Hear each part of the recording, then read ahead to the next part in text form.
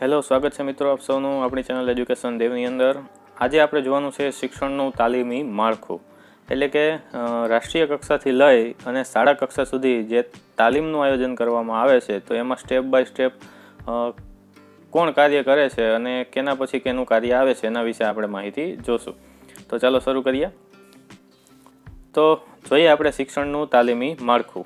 પહેલાં આવશે રાષ્ટ્ર કક્ષાએ, તો એમાં આવે છે MHRD. બરાબર, રાષ્ટ્રકક્ષાએ કોણ કાર્યરત છે? MHRD. MHRD છે એનો અર્થ થાય છે માનવ સંસાધન વિકાસ મંત્રાલય. બરાબર છે, MHRD. પછી એની અંડરમાં કોણ કાર્ય કરે છે? તો કે ન્યુપા. ન્યુપા એટલે રાષ્ટ્રીય શૈક્ષણિક આયોજન અને વહીવટી સંસ્થા. પછી બીજું કોણ કાર્ય કરે છે? તો કે NCERT એટલે કે રાષ્ટ્રીય શૈક્ષણિક સંશોધન અને તાલીમ પરિષદ. બરાબર, એ NCERT. પછી કોણ આવે છે? તો કે CCERT. CCERT એટલે સાંસ્કૃતિક તાલીમ સ્ત્રોત સંસ્થા. અને પછી આવે છે EDCL. EDCL એટલે રાષ્ટ્રીય શૈક્ષણિક સંપર્ક સંસ્થા. બરાબર છે. આ બધાના ગુજરાતીમાં નામ છે, તમે લખી લેજો, ખૂબ કામ આવશે. હવે આ થઈ વાત રાષ્ટ્રીય કક્ષાએ. તો કે રાષ્ટ્રીય કક્ષાએ તાલીમી માળખું આ પ્રકારનું છે. પછી રાષ્ટ્રમાંથી આવશે રાજ્ય કક્ષાએ. બરાબર, તો રાજ્ય કક્ષાએ કેનો સમાવેશ થાય છે? તો કે એમાં આવશે GCERT.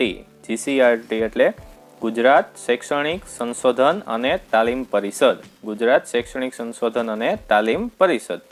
પછી આવશે CTE. CTE એટલે સેન્ટર ફોર ટીચર એજ્યુકેશન. બરાબર, CTE એટલે centre for teacher education.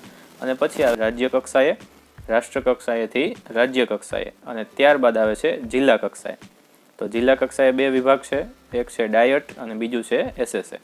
Diet એટલે જિલ્લા શિક્ષણ અને તાલીમ ભવન. જિલ્લા શિક્ષણ અને તાલીમ ભવન એને કહેવાય ડાયટ. અને SSA એટલે સર્વ શિક્ષા અભિયાન. તો સર્વ શિક્ષા અભિયાનના શું કાર્યો છે, શું એનું હેતુ છે, એ બધું આપણે પ્લેલિસ્ટની અંદર એનો વિડીયો આપેલો છે, તમે જોઈ શકો છો. તો આ વાત છે જિલ્લા કક્ષાએ. અને પછી આવે છે તાલુકા કક્ષાએ. તાલુકા કક્ષાએ આવે છે BRC. બરાબર, BRC એટલે તાલુકા સંસાધન કેન્દ્ર.